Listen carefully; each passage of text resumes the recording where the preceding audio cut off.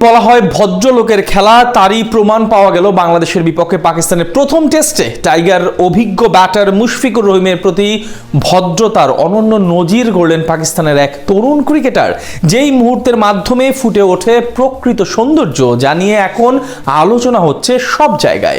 মুশফিকুর রহিমের প্রতি তবে কি এমন ভদ্রতা দেখিয়েছেন পাকিস্তানের তরুণ ক্রিকেটার, সেটাই জানবো রিপোর্ট। ক্রিকেটকে জেন্টলম্যান গেম বা ভদ্রলোকের খেলা বলা হয়। এটি শুধু একটি জনপ্রিয় বাক্য নয়, বরং এই খেলাটির গভীর ঐতিহাসিক ও সাংস্কৃতিক পরিচয়ের প্রতিফলন। 19 শতকের ইংল্যান্ড থেকে শুরু করে আজকের বিশ্ব ক্রিকেট পর্যন্ত খেলাটির প্রতিটি ধাপে শৃঙ্খলা, ভদ্রতা ও সম্মান বজায় রাখায় ঐতিহ্য গড়ে উঠেছে।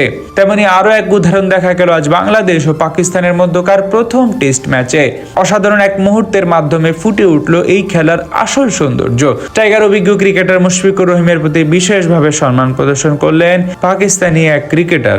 22 গজের লড়াই ছাপিয়ে মাঝে মধ্যে এমন কিছু ঘটনা জন্ম হয় যেগুলো খেলার সৌন্দর্যকে আরো কয়েক গুণ বাড়িয়ে দেয়। তার চেয়ে বড় কথা, বাংলাদেশ ও পাকিস্তানের ক্রিকেটারদের মধ্যে যে দৃশ্যগুলো দেখা যায় আরো বেশি। দুই দলের ক্রিকেটারদের বন্ধুত্ব নিয়ে প্রায় মাঠের বাইরে চর্চা হয়। তার সবচেয়ে সেরা উদাহরণ পাওয়া গেল যেন আজ মিরপুর টেস্টে। এদিন টস জিতে আগে বল করার সিদ্ধান্ত নেন সফরকারী অধিনায়ক শান মাসুদ। বিপরীতে প্রথমে ব্যাট করতে নেমে শুরুতে বেশ ভালো বিপাকেই পড়েছিল বাংলাদেশ দল। মিরপুরে তপ্তরদে বেশিক্ষণ টিকতে পারেনি দুই ওপেনার মাহমুদুল হাসান জয় এবং সাদমান ইসলাম। দুজনেই বিদায় নেন ব্যর্থ হাতে। সেখান থেকে প্রতিরোধ গড়ে তোলেন অভিজ্ঞ মমিনুল হক এবং অধিনায়ক নাজমুল হোসেন শান্ত। দারুণভাবে ব্যাটিং করে দুজন মিলে শক্ত অবস্থানে নিয়ে যান টাইগার দলকে। নিজের ক্যারিয়ারে নবম সেঞ্চুরি তুলে নেন শান্ত। 130 বলে 101 রানের ইনিংস খেলে আউট হন এই ব্যাটার। এরপর মাঠে নামেন মুশফিকুর রহিম, আর তার সাথেই ঘটে সেই অনন্য নজির। ঘটনাটা ম্যাচের 60তম ওভারে। তখন বল করছিলেন পাকিস্তানি স্পিনার নোমান আলী। তার গুড লেন্থের ডেলিভারি সামনের পায়ে ভর করে ডিফেন্স করেন মুশফিক। সে সময় বল চলে যাচ্ছিল আবারও স্টাম্পের দিকে, যেটি বেশ চতুরতার সাথে পেছনের পা দিয়ে আবার আটকে দেন মুশফিক।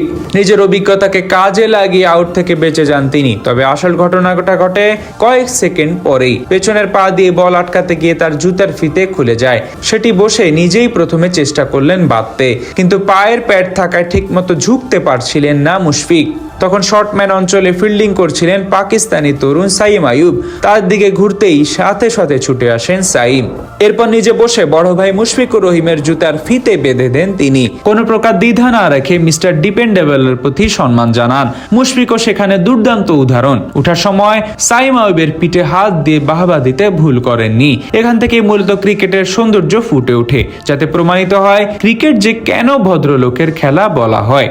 দিন শেষে এটাই মূলত আসল ভদ্রতার সংজ্ঞা। এটাই ক্রিকেটারদের মাঠের বাইরের আসল সম্পর্ক।